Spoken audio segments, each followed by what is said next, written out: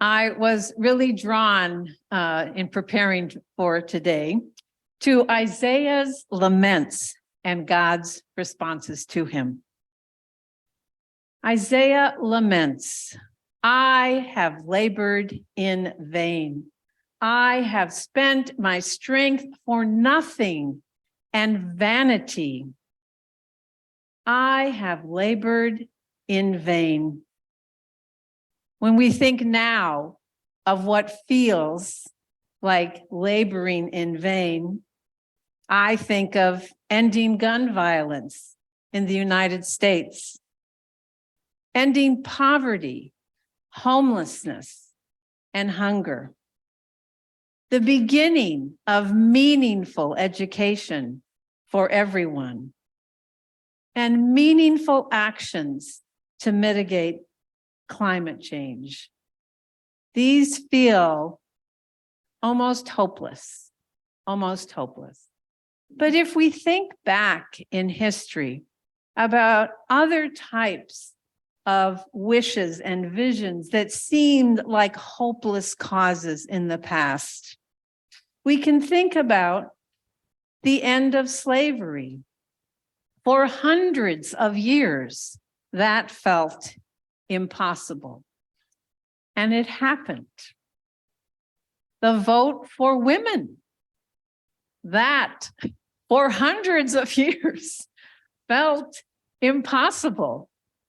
And it happened. And meaningful votes for Blacks in this country, that for even more years felt hopeless.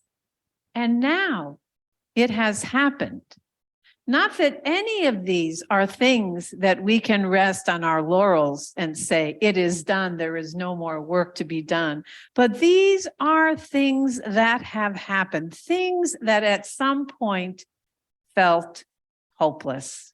So Isaiah's feeling of hopelessness is something that I think we all can relate to, but also look at in a context that there have been other good calls for justice that have also felt hopeless, that have, with hundreds of years of work, come to pass.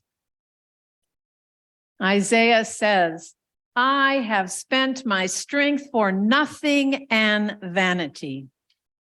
I am heartened that even the great prophet Isaiah, God's chosen prophet, questions his effectiveness, questions whether there will be any lasting effect of his actions on the world, and also questions his motivations. You really like that. Will this be for vanity? He questions his motivations. Isaiah then recounts the Lord's response to him.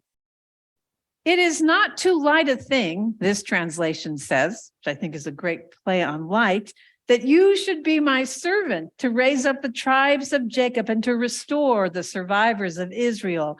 I will give you as a light to the nations, that my salvation may reach to the ends of the world. In another translation, rather than it is too light a thing, it is said, it is not enough. But I kind of like that. It's too light a thing, but you, I will give you as a light to the nations. Now, I am fairly certain that the reason this passage was chosen for today is that idea of Isaiah being a light to the nations. It wasn't just about the people of Israel. It was broader than that, because this Epiphany season is about that. It starts with the Magi, with these people from afar who come and recognize the significance of this baby. So that's what, and so I believe that is why this is in here. And I think it's really easy to see this just as a statement about Isaiah, just as a statement about the coming Messiah. But I think that each of us has been called to be a light. Each one of us has been called to be a light in our families, a light in our communities, a light in our workplaces. We are called to be a light. And that call to be a light is so that God's salvation, the promise of wholeness, may reach those we touch.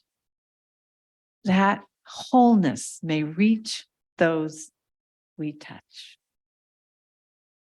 May we each respond to that call to be the light that we were called to from our mother's wombs. Amen.